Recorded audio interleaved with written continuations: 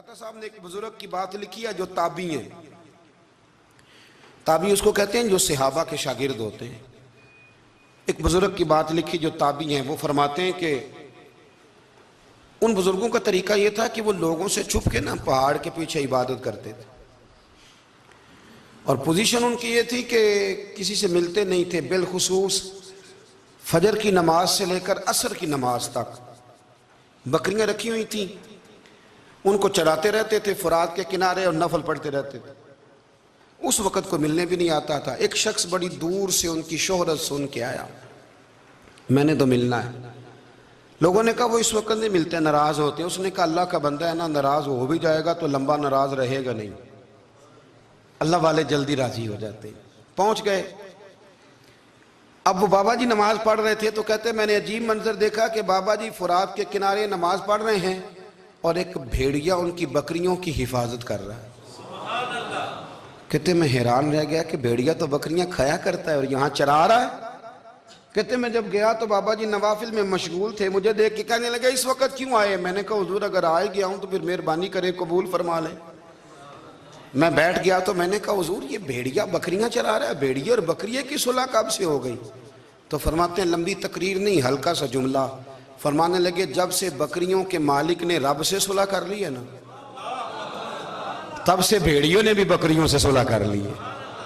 بکریوں کے مالک نے رب سے صلح کر لی، گناہ چھوڑ دیے، اس کی فرما برداری میں آ گئے. اب پھر اسے بکریاں چلانے کی ضرورت نہیں رہی. بکریاں نا اب بھیڑیا چراتا ہے. کہتے ہیں میرے اوپر کپ کپی طاری ہو گئی بزرگوں کی بات سن کے، اور مجھے پیاس لگی اور خواہش آئی کہ پتہ نہیں اب بابا جی کچھ کھلائیں پلائیں گے بھی کہ نہیں، بابا جی کچھ کھلائیں گے بھی کہ نہیں.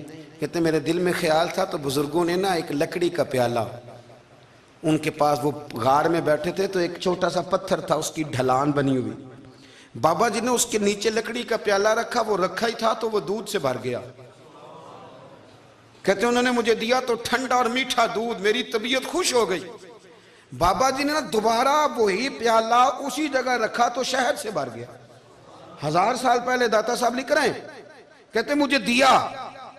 میں نے فوراً کہا، میں نے کہا حضور یہ دودھ تو گائیں بھینس دیتی ہے، پہاڑوں سے تو نہیں نکلا کرتا، اور شہد تو شہد کی مکھیاں دیتی ہیں، پتھروں سے تو نہیں نکلتا، یہ آپ کہاں سے نکال رہے ہیں؟ تو کہتے ہیں وہ قرآن مجید پڑھنے لگے.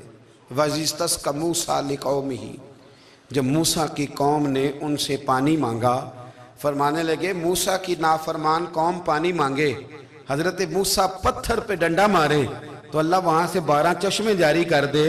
جو رب حضرت موسیٰ کی نافرمان قوم کے لیے پتھر اور پہاڑوں سے چشمے نکال دیتا ہے نا، وہ محمد عربی کے غلاموں کے لیے پتھر اور پہاڑوں سے دودھ اور شہد بھی نکال دیا کرتا ہے. وہ بزرگ کہنے لگے بس بات یہ ہے کہ آج بھی ہو اگر ابراہیم کا ایمان پیدا تو آگ کر سکتی ہے انداز گلستاں پیدا.